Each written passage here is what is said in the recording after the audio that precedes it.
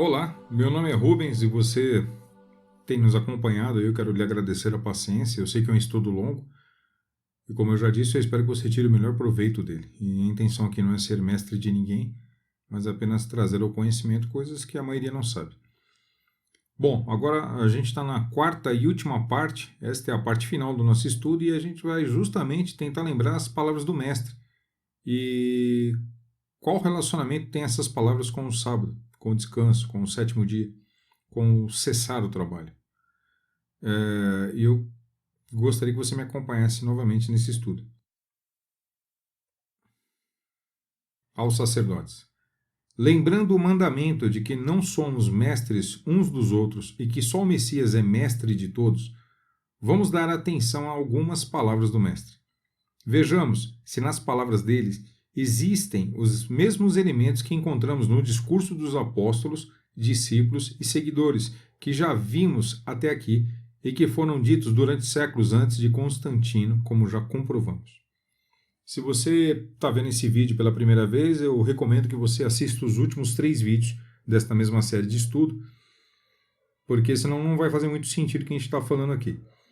Assista os 3 vídeos e faça seu próprio juízo a respeito do que está sendo mostrado, tá bem?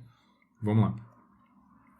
Lembre-se de fazer o difícil exercício de tentar olhar para estas palavras no contexto de tudo que vimos até aqui. Lembre-se de que os apóstolos e os seguidores também passaram por processos difíceis de mudança de pensamento e atitudes. Sejam os judeus, sejam os pagãos, todos tiveram que rever seus conceitos de realidade e fé, mudando seus parâmetros e pensando todos como um só. Esse é o espírito da igreja.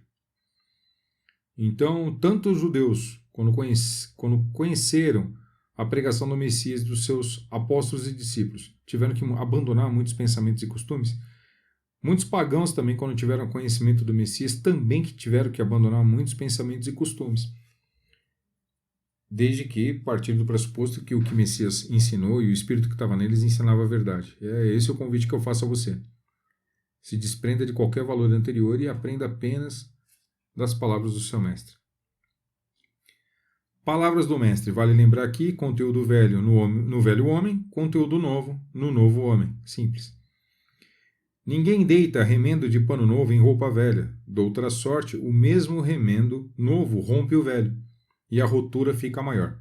E ninguém deita vinho novo em odres velhos. Doutra sorte, o vinho novo rompe os odres e entorna-se o vinho, e os odres estragam-se. O vinho novo deve ser deitado em odres novos. E eu não vou tentar explicar isso aí, você faça suas reflexões. Vamos continuar. Palavras do mestre. Agora vamos relembrar um dos episódios mais memoráveis sobre a questão do sábado, ou Shabá, descanso, nos evangelhos. Vamos tentar ler como se fosse a primeira vez. Te convido a olhar como quem está investigando a verdade, seja ela qual for, e quem sabe fica claro o porquê todos os seguidores tinham uma opinião tão igual ao longo dos séculos como vimos. O mestre esclarece aos judeus sobre a natureza de seus discípulos. Disse o mestre: atravessava Jesus os campos de trigo num dia de sábado. Seus discípulos, tendo fome, começaram a arrancar as espigas para comê-las. Vendo isto, os fariseus disseram-lhe: eis que teus discípulos fazem o que é proibido no dia de sábado. Talvez você tenha boas e sinceras explicações para este episódio, mas são as mesmas do mestre? Esta é a reflexão que eu quero que você faça. Se você é um defensor da guarda do sábado, ao ler este episódio, eu sei que você tem na sua mente, muito bem marcado, pontos de defesa a respeito dessa condição. De que o fato deles colherem espigas não era um trabalho. Que o fato de colher espigas para comer e não para vendê-las não era um pecado. Que o que eles estavam fazendo ali de fato não ia contra a lei de Moisés, ou a lei do sábado, que Deus deu em Gênesis, mas ia contra os costumes judeus. Isso é o que você diz e o que disseram para você, mas foi isso que Jesus disse? Quando Jesus foi perguntado a respeito disso, quando ele foi interpelado a respeito desta condição, ele assumiu essa mesma postura que você assume? Vamos verificar? Jesus respondeu-lhes: Não lestes o que fez Davi num dia em que teve fome? Ele e seus companheiros, como entrou na casa de Deus e comeu os pães da proposição? Ora, nem a ele, nem a aqueles que o acompanhavam era permitido comer esses pães reservados só aos sacerdotes. Vamos continuar. Não lestes na lei que nos dias de sábado os sacerdotes profanam no templo o descanso do sábado e não se tornam culpados? Ora, eu vos declaro que aqui está quem é maior que o templo.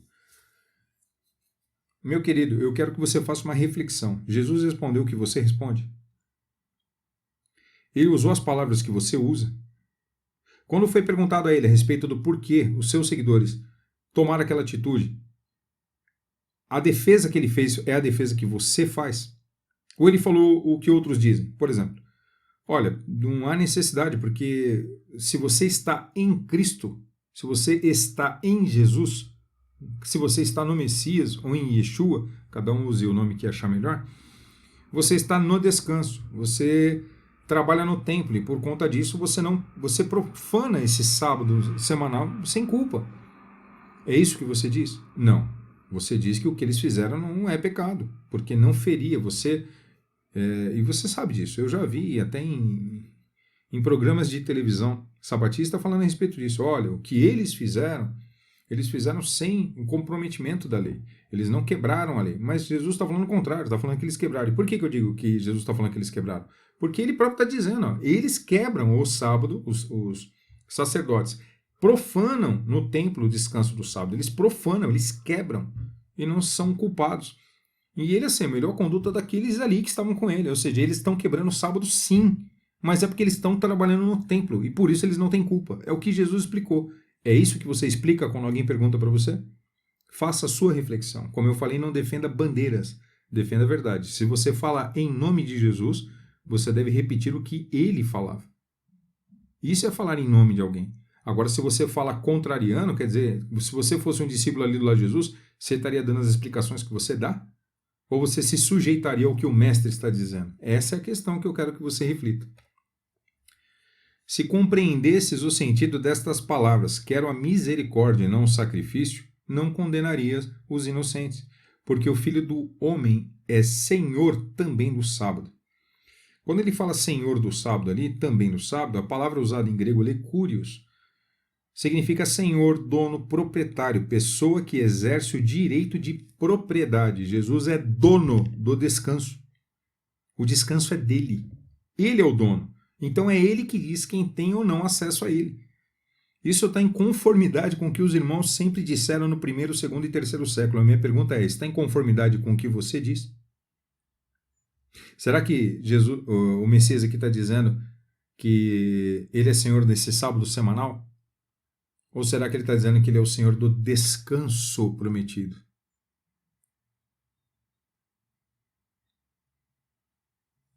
Não era isso que os irmãos falavam nas cartas que nós lemos? Não foi isso que todos eles disseram no primeiro, segundo e terceiro século? Volto a dizer, e a ressalva é grande, não tem nada a ver com o que os papas disseram a partir do quinto ou sexto século. Não tem nada a ver com o que o cristianismo mitraico, dessa mistura que houve a partir do sincretismo religioso do quarto, quinto, sexto século em diante, que existe até hoje, o sincretismo existe hoje. Até hoje surgem coisas novas. Até hoje se mistura paganismo com o que o Messias ensinou. Isso não é novidade. Isso acontecia nos dias dos apóstolos, já dizia isso. Né? Estava no meio deles, mas não era deles. Ensinavam coisas que não eram deles. Isso sempre existiu e sempre vai existir. O que eu quero dizer é o seguinte. Você, quando perguntado a respeito desse episódio, você fala o que o Messias falou? Porque o Messias lembrou exatamente a quebra da lei. Vamos continuar. A primeira coisa que chama a atenção é que no final o Messias diz ser o Curios, ou seja, o proprietário, aquele que tem poder de decisão, o dono, o senhor do sábado, Shabá, o descanso. Em outras palavras, o descanso é propriedade dele. É dele o poder de decisão sobre o descanso, o Shabá. E não é isso que ele fará no juízo? Não é isso que ele vai decidir quem descansa ou não? E não é essa a comunhão de ideias que existe com todos os discípulos? Vamos continuar.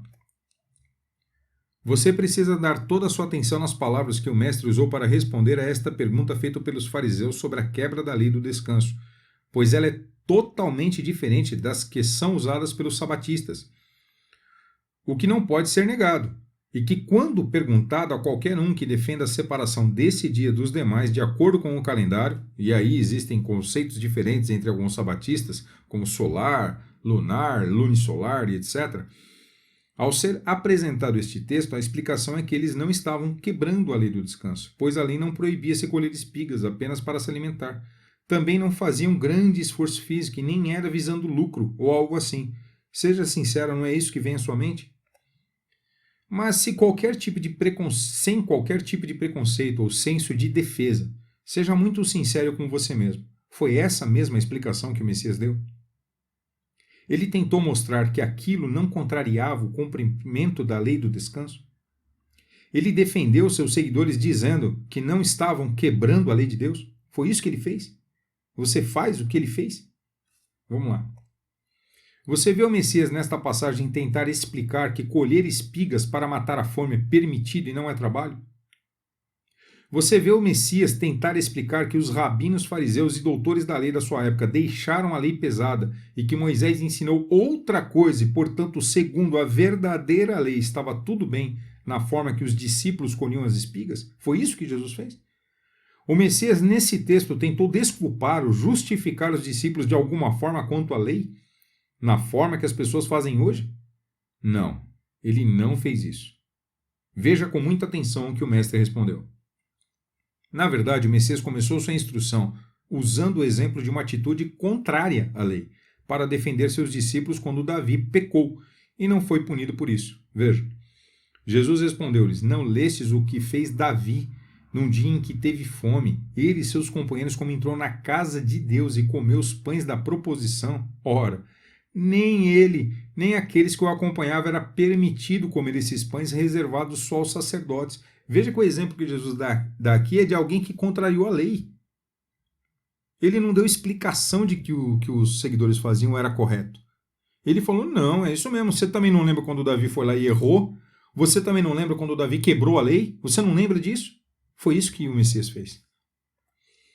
Ele continua seu discurso do ponto de vista da transgressão da lei e não tenta em momento nenhum justificar o ocorrido. E ele joga luz, isso é importante, sobre a figura dos sacerdotes, do templo e até do descanso, coisa que os fariseus não conseguem entender. Veja, não lestes na lei que nos dias de sábado os sacerdotes profanam no templo o descanso do sábado e não se tornam culpados? Ora, eu vos declaro que aqui está quem é maior que o templo. O que ele está dizendo? Que aquele templo que se servia era uma figura dele.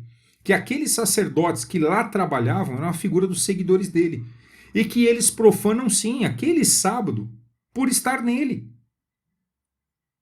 O Messias está dizendo que os seguidores deles profanam o sábado. Os seguidores do Messias quebram esse jugo do sábado semanal se estiverem no templo, porque são sacerdotes.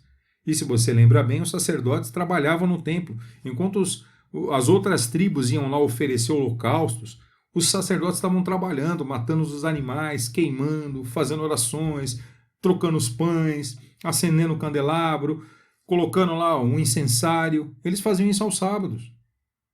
Se você faz isso aos sábados hoje, você está dentro da lei. Porque eles profanavam o sábado sem quebra de lei. Agora, se você está aqui nos nossos dias vivendo para você, seja sábado, domingo, segunda ou terça, você não está no templo, você não trabalha no templo. Vamos continuar. Ele concluiu o ensino dizendo aos mestres da lei qual o ponto de vista correto para conseguir entender tudo isso, e se eles soubessem, não condenariam inocentes, pois é ele o dono do sábado que a lei tanto falou. Olha o texto. Se compreendesses o sentido destas palavras, quero a misericórdia e não o sacrifício, não condenaria os inocentes, porque o Filho do Homem é Senhor também do sábado. Então, quando um sacerdote condenava a conduta dos seguidores do Messias, ele disse, não, eles são inocentes. Por quê? Porque eles estão aqui comigo. Eles estão fazendo a minha vontade. Vocês não, mas eles estão fazendo a minha vontade. E sou eu que decido quem vai entrar no descanso. Sou eu que decido quem vai fazer parte disso. E se eles estão em mim, eu decido por eles. Você está condenando inocente, porque eu não estou condenando eles. Então, o que eu quero dizer para você, gostaria de frisar bem. Quando essa passagem é lembrada a você, você pensa, você sente, você reproduz o que o Messias falou? Ou você defende isso de outra forma? Se você pensa igualzinho a ele, você vai ver que vai estar em comunhão com o que a gente leu aqui dos textos canonizados. Você vai estar em comunhão com toda a instrução que nós demos aqui a respeito das palavras do primeiro, segundo e terceiro século, que eles falavam exatamente isto. Todos eles disseram a mesma coisa. Se você não diz o que eles disseram, se você não pensa como eles pensavam, tem alguma coisa estranha. É isso que eu quero chamar a sua atenção. Por favor, entenda a minha boa vontade. Vamos continuar. O Messias não justificou os seus seguidores. Ele não falou o que os sabatistas falam. E isso é fundamental perceber. Ao contrário, ele disse que eles estavam mesmo quebrando a lei segundo o que os judeus entendiam. Mas isso é porque eles podiam, afinal eram sacerdotes no templo. Outra coisa que nesta mesma passagem esclarece de forma evidente é sobre a questão sobre leis morais, leis cerimoniais e leis alimentares, etc. Coisa que nem mesmo os fariseus e mestres da lei daquela época discutiam e que hoje tanto se fala. Olha, isso é muito importante entender também. Eu sei que, para quem crê nessa questão sabatista, existe esse conforto de dar esse entendimento, que existe separação de lei. Existe lei moral, lei cerimonial, lei alimentar e outras leis. Mas o que eu quero te chamar a atenção é o seguinte. Segundo o testemunho do Mestre, do Senhor, do único que desceu do céu, os que trabalhavam no templo, os sacerdotes, eles não cumpriam uma lei moral, que é a do sábado, a favor de cumprir uma lei cerimonial, que era trabalhar no templo. Eu acho que você nunca pensou nisso, mas o que o Messias está dizendo aqui, é que aqueles que estavam no templo, para cumprir a lei cerimonial, que era ali aceitar as ofertas das pessoas que traziam, matar os animais, fazer tudo aquilo que a gente já falou e você já sabe, isso eram leis cerimoniais, segundo o entendimento dos sabatistas que separam as leis. Muito bem. O próprio Messias está dizendo, olha, eles para cumprirem essas leis cerimoniais, eles deixavam de cumprir o que os sabatistas chamam de lei moral, que é o quarto mandamento. E faziam isso sem culpa. Eles aceitavam os holocaustos, ele fazia os holocaustos, eles cumpriam os seus serviços no templo, e para cumprir esses serviços que seriam cerimoniais, eles descumpriam o que aprenderam a chamar de leis morais, que no caso é o quarto mandamento do sábado. E o Messias está dizendo claramente, olha, eles cumpriam a lei cerimonial para quebrar a lei moral e ficavam sem culpa. Então vê se existe esse suporte que existe, né, nesse pensamento. Não existe. Nas palavras do único mestre. Agora, ele tem que ser seu único mestre e senhor. Se vem um outro mestre, um outro senhor e começa a te explicar de uma forma diferente e você entende da forma que esse novo mestre está te ensinando, aí é com você, não cabe a mim. Agora, o verdadeiro mestre, o único que desceu do céu, está dizendo claramente, olha, para eles cumprirem a lei cerimonial, ele não falou isso, eu estou entrando na ideia de que existe essa separação. Olha, para eles cumprirem a lei cerimonial, eles quebravam a lei moral e ficava tudo bem. É isso que o Messias falou, não fui eu. Vamos continuar. O Messias disse, não lestes na lei que nos dias de sábado os sacerdotes profanam no templo o descanso do sábado e não se tornam culpados? Ora, segundo o entendimento sabatista sobre leis do descanso, Shabá é uma lei moral e eterna de Deus, por ser escrita com o dedo de Deus, é eterna e inquebrável para todo mundo. É também do conceito sabatista que os sacrifícios faziam parte da lei cerimonial e, portanto, figurativa, temporária e inferior à lei dos 10 mandamentos. Mas o Messias lembrou aqui que o que cumpriu a lei cerimonial, ou seja, o trabalho no templo, descumpria a lei moral dos 10 mandamentos sem culpa.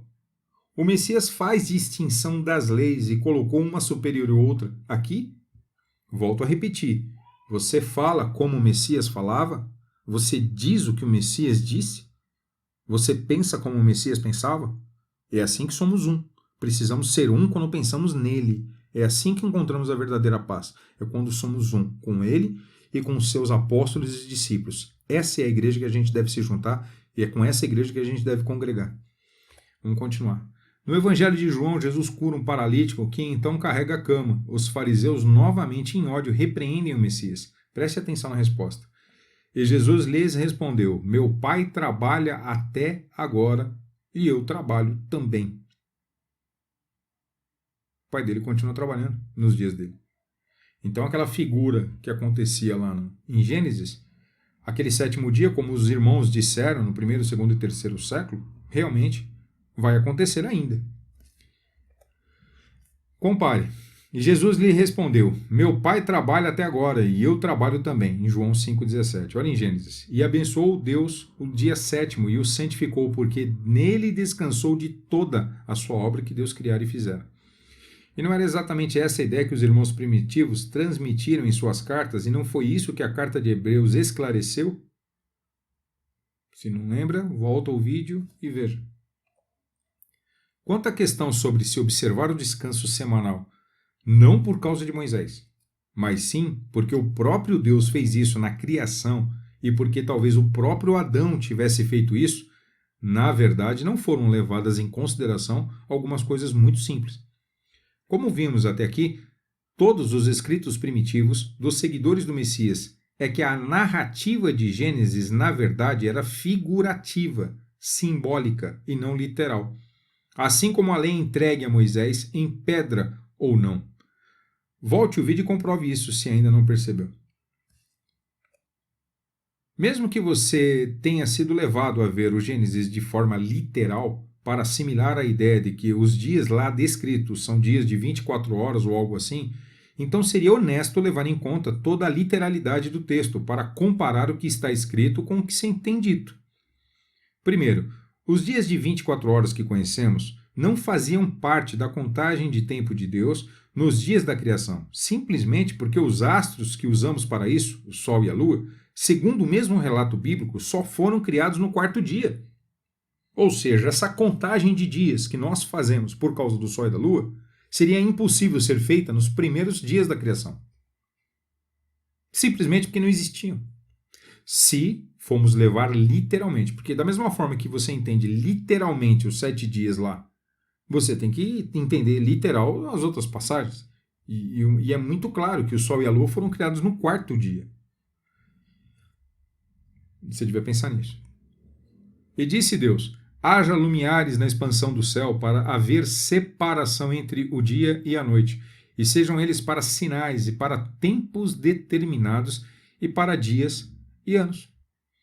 E sejam para lumiares na expansão do céu para iluminar a terra. E assim foi. E fez Deus os 2 grandes luminares, o luminar maior para governar o dia e o luminar menor para governar a noite, e fez as estrelas. E Deus os pôs na expansão dos céus para iluminar a terra, e para governar o dia e a noite, e para fazer separação entre a luz e as trevas. E viu Deus que era bom. E foi a tarde e a manhã do quarto dia, o dia quarto. Então os lumiares para a contagem de dias e tempos pré-determinados foi feito no dia quarto. Então, obviamente que os primeiros dias, o dia 1, 2 e 3, não foi contado por conta desses lumiares que hoje se usa para contar. Então, aquele tempo da criação é um tempo diferente do nosso. Vale lembrar que, uma coisa que eu quero citar aqui, que a gente costuma lembrar bem, é que, por exemplo, aquela mulher que pisa na cabeça da cobra, né? Essa inimizade que foi colocada entre a mulher e a cobra, todo mundo gosta de lembrar que se torna, então, a igreja e o diabo. Todo mundo pensa assim. Ora, o que é estranho é que essa passagem, então, ela é lúdica, ela é uma figurativa. Ótimo, e por que o resto não? Então, alguém aqui crê? Será que ainda nos dias de hoje a gente crê que no passar de 24 horas Deus fez as coisas que ele descrevia a cada dia da criação? Eu penso que não. Então, precisamos ser meninos na malícia e não no entendimento, como disse um amado irmão. Vamos continuar. Segundo, a palavra Shabá significa literalmente cessar, parar, interromper, ou seja, o Shabá é a paralisação do trabalho. Dizer que Deus fez com que Adão parasse de trabalhar no 7º dia, no início de seus dias, e que era mandamento para ele, não é leitura do texto, e sim interpretação particular, porque isto não está escrito lá. Ao contrário, Segundo a literalidade do texto, Adão só poderia cumprir o Shabá depois de ter sido expulso da presença de Deus, porque foi só então que ele foi condenado a trabalhar. E mesmo neste momento, Deus não disse para ele que no sétimo dia parasse. Ou seja, quando Deus fez o homem e ele estava ali no Éden, não existe passagem bíblica, não existe texto dizendo que Deus disse para Adão qualquer uma das leis, inclusive. A única lei que eles tinham é a respeito da árvore do conhecimento do bem e do mal. Mais nada. Isso é o que está no texto. Você pode acreditar no que você quiser, mas não tem texto para você balizar essa ideia. Isso aí foram mestres que disseram para você. No texto não está. Deus não disse isso.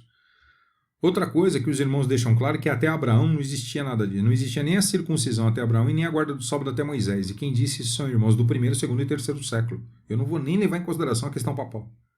Irmãos do primeiro, segundo e terceiro século não atestam isso. Não era verdade para eles. Isso se tornou a verdade agora. Outra coisa que é interessante é que para ele descansar o trabalho, ele tinha que trabalhar. Só que o trabalho foi uma maldição para Adão quando ele foi expulso do paraíso. E a gente não sabe dizer quanto tempo ele ficou lá. Portanto, não foi dado mandamento sobre isso para ele. E mesmo depois de expulso, quando ele foi condenado ao trabalho, também não foi dito, você vai trabalhar 6 dias e no sétimo você não vai trabalhar. Ao contrário, não foi dito nada disso para ele. E Adão disse, porquanto deste ouvidos à voz de tua mulher, e comeste da árvore que te ordenei, dizendo, não comerás dela, maldita é a terra por causa de ti, com dor comerá dela todos os dias da tua vida. Ou seja, com dor comerá dela todos os dias. Você vai ter que trabalhar, você vai ter que se machucar, você vai ter que se cansar para comer dela todo dia. Todo dia, não está falando de 6 dias ali. Continuando, espinhos e cardos também te produzirá, e comerás a erva do campo. No suor do teu rosto comerás o teu pão, até que te tornes a terra, porque dela foste tomado, porquanto és pó, e em pó te tornarás. Não tem nada falando a respeito ali de sétimo dia de descanso para ele. Veja que foi dito a Adão que ele comeria da terra todos os dias por meio do seu trabalho, mas não fala nada sobre que no sétimo dia ele deveria parar. Fala? Não fala. Não há esse mandamento. Para Adão, não. Então, dizer que isso foi dado lá no Éden para os homens, para Adão e tudo mais, me perdoa. Eu até gostaria de encontrar essa passagem porque com certeza concordaria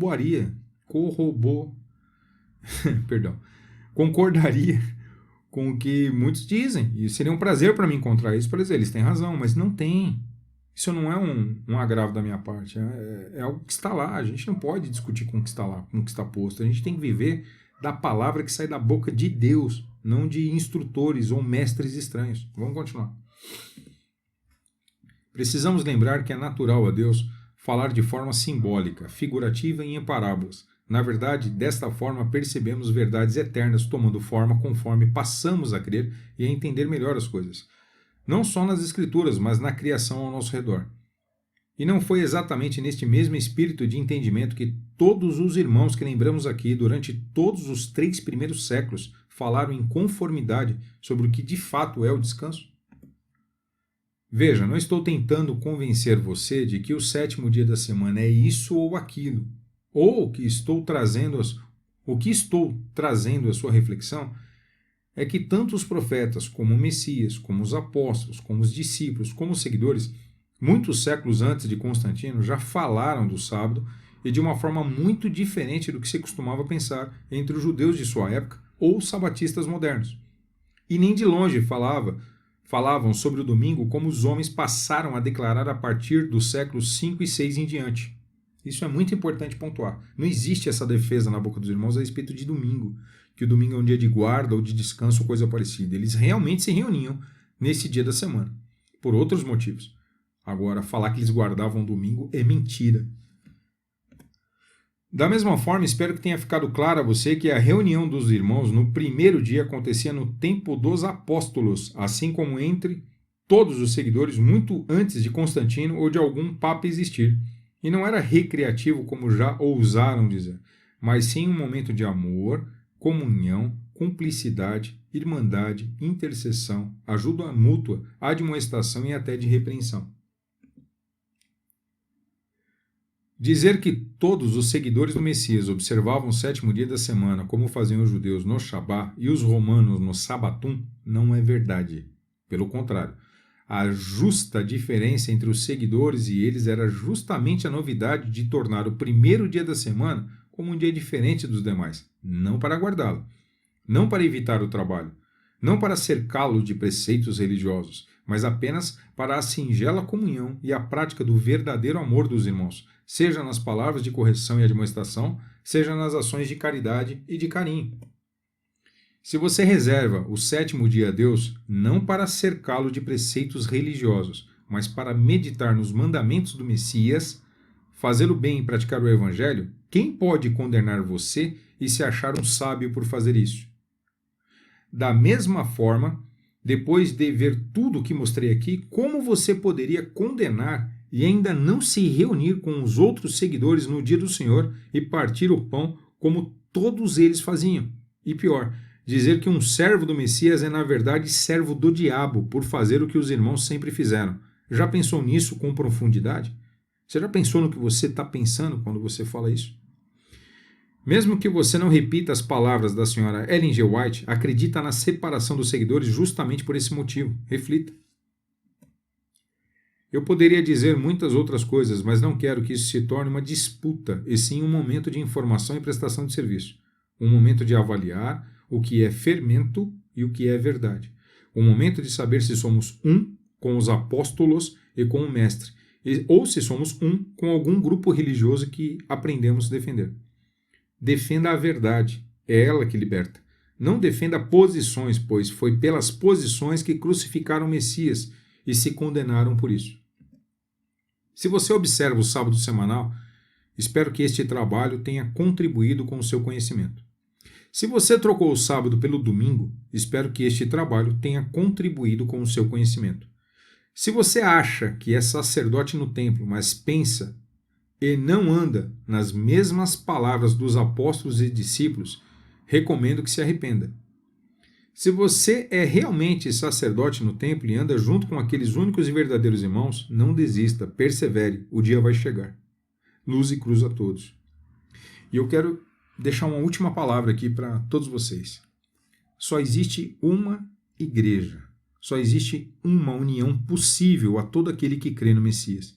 É se juntar com os apóstolos. Preste atenção. Foi essa a mensagem do Messias. Você quer fazer parte da igreja? Não adianta você correr para qualquer porta que abre do lado da sua casa.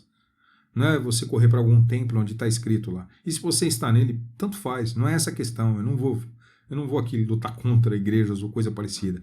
O que eu quero dizer é o seguinte: o seu pensamento e o seu comportamento tem que estar alinhado, tem que ser igual ao dos apóstolos. Você tem que pensar como eles, você tem que agir como eles, você tem que procurar viver como eles viviam. Se qualquer um disser diferente, você tem que se afastar. Se qualquer um estiver te levando para um caminho diferente do que os apóstolos pregavam, abandone essa ideia, está errado. É outra igreja, é outro Jesus, é outro Deus. Não vá atrás, não importa quem seja. Então, se você não pode deixar de congregar, não deixar de congregar com eles. Não é não deixar de congregar com qualquer um. Se eu estou congregando com alguém que não pensa como os apóstolos pensavam, é óbvio que eu não posso congregar com eles. Porque eles não estão partindo o pão que é Jesus. Eles estão partindo outro corpo, outro Jesus. Eu tenho que partir do mesmo Jesus, do mesmo pão que eles partiam. Eu tenho que sentar na mesa deles. Então faça uma reflexão. O que você faz, o que você pensa e o que você fala, seria aprovado pelos apóstolos? Se você sentasse na mesa deles, eles olhariam para você como um irmão? Ou você seria visto como um estranho? Se você é visto como irmão, você está na igreja. Se você é visto como estranho, você não está na igreja. Independente do lugar que você vai, ou independente de se você tiver deixado alguma instituição.